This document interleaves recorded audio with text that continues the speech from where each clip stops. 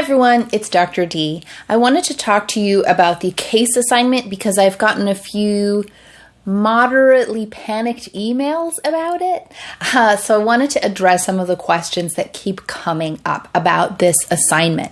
I want to talk about what it is, how to complete it, and what is the group work involved in completing this assignment. So first, what is this assignment? What you're submitting is a case along with a list of all the group members, and you want to associate each group member with one of the approaches that we've talked about in this first half of the semester. If you read the assignment details on Canvas, you'll see that in the second half of the semester, each group member will do an independent analysis, taking the perspective of the approach that they've been assigned to analyze the case. So, what is a case? Well, I want to give you first a couple of examples of cases you've already seen and used in this class.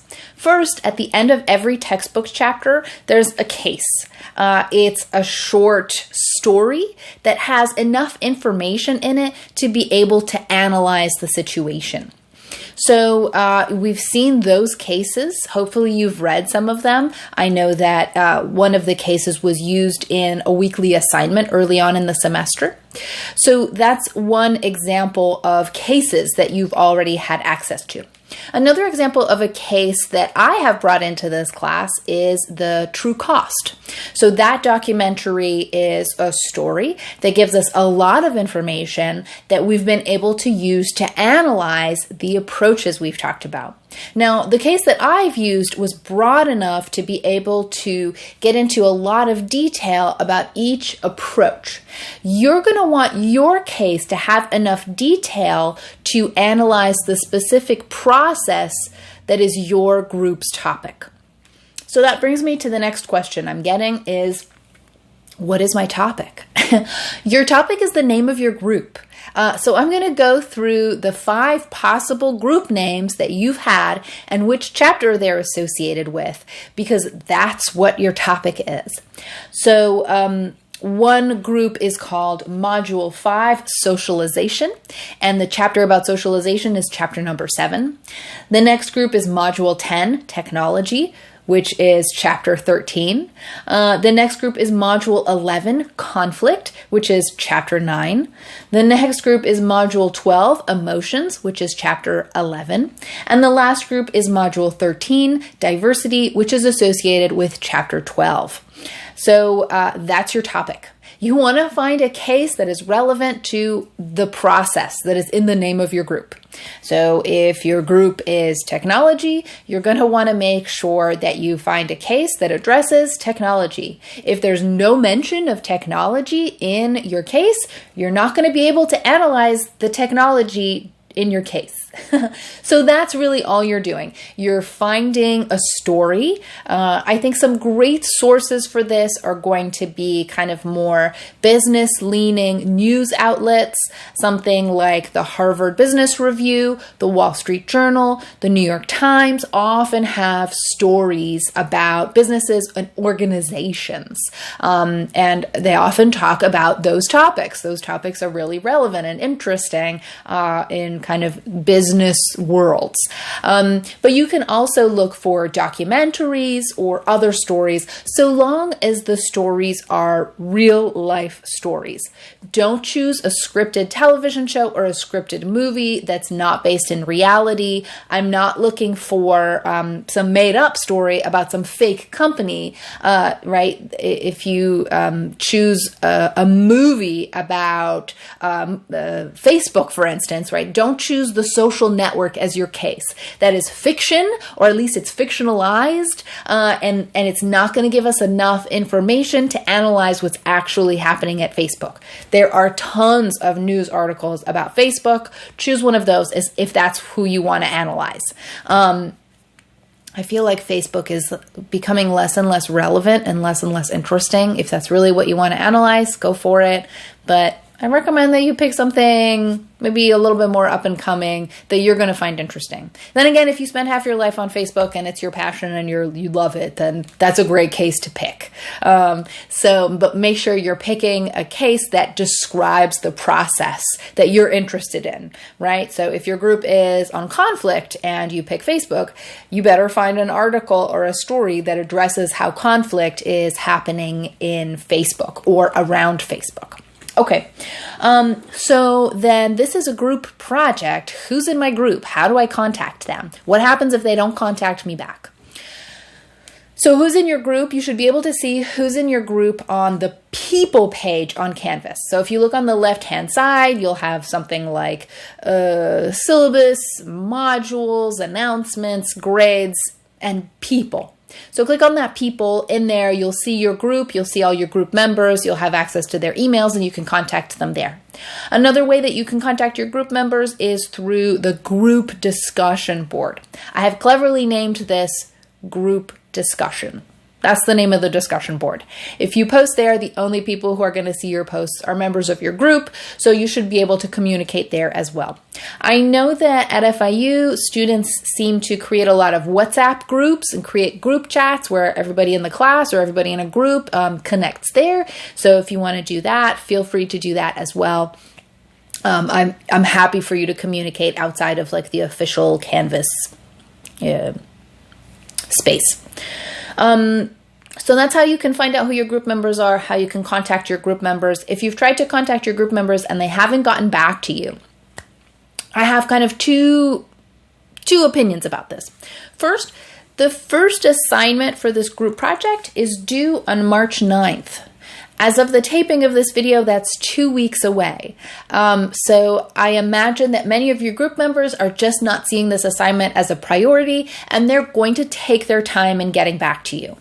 Be a little bit patient. Give it a couple of days. If you email them and they don't respond for a couple of days, you try emailing them again or contacting them through some other avenue and they continue to ignore you, then my second opinion comes into play here. Remember that this is kind of a group assignment in name only. The first part of the assignment you are completing as a group, but my expectations for sort of collaboration are pretty low. I'm hopeful that you'll be able to brainstorm and have a little bit of a conversation about the topics that you'd like to cover, and that hopefully you'll have a back and forth, at least between a few of the students in the group, in choosing that case. But I know that there are probably going to be a few, or a couple, or maybe just one member in every group who just doesn't care and just doesn't participate. And I'll say that's going to be their loss, because they're not going to get to have a say in which approach they want to analyze, and they're not going to get to have a say in which case they have to complete their next assignment on. So don't worry too much about group members who don't participate. The amount of work to put into this first assignment is pretty minimal. You just have to find something. You just have to find something that already exists and submit a link to it. That's the entire amount of work. I don't think that this is too much work for even a single student to complete on their own. So if you have a couple of group members who don't participate, I don't believe that this is putting an incredible time or effort kind of burden on a smaller number of group members. What it is doing is it's a disservice to the people who don't get to choose what their assignment is going to be. All right, you get to choose what your assignment is going to be, what you're going to analyze, what you're going to read. So if you have a few group members who don't participate, well, really the way I see it is that it is their loss. Just try not to stress about it. Try not to worry about it. That's just going to make your life more difficult and less pleasant. So just let it go. This first portion of the assignment is worth way fewer points than the analysis portion of the assignment. So don't worry about it too much. If you do have group members who really do not participate and don't even tell you which approach they would prefer to analyze, then you can leave those portions blank, right? You write their names and you say, right, did not share a preference for which approach they wanted. And so that person is going to probably not get a complete grade for that if they haven't even participated enough to say, I'd like the classical approach. And but do put their name on there, and make that clear for me, right? No preference for which approach, and do put the approaches that the people who have participated want to use, because then you get first dibs on which approach you're going to get to use to analyze the case. So when you're submitting the assignment, it is due March 9th. So make sure you submit by the end of the day on March 9th. What you're submitting is a link to the case. So if it's a news article, link right to it. If it's an academic journal article that you've decided has enough detail about a particular organization, that could be really interesting. Link to that or attach the actual article.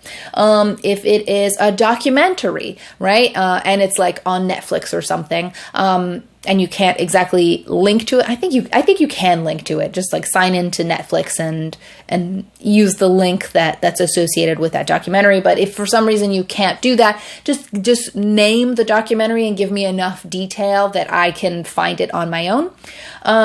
Link to the case, basically. And then the second thing to submit is the list of student names and which approach that they're taking.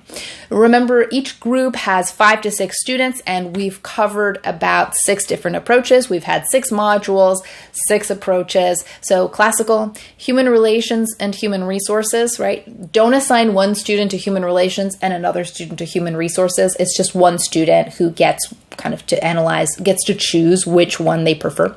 Classical, human relations, human resources, systems, culture, constitutive, and critical or feminist. Again, critical and feminist approaches are similar enough in these kinds of analyses that one person can do sort of one or the other. That's it. That's what you're submitting. So your whole assignment will essentially be 6 or 7 bullet points. Case, names, right? And each name associated with an approach. That's the entire assignment. The biggest amount of work is really just finding the case. And that's the kind of thing that I don't think is even doable by a single student without it really taking a lot of time or kind of like a lot of cognitive resources. So I'm not too concerned about overburdening the students who actually show up, because by actually doing the work, you get the say in how you're analyzing your case in the second half of the semester. That's the assignment. I hope I've addressed all of the concerns and questions that have come up, but if you have more questions, feel free to email me, or you can even ask about it in our exam review that's taking place on Thursday. Okay, bye-bye.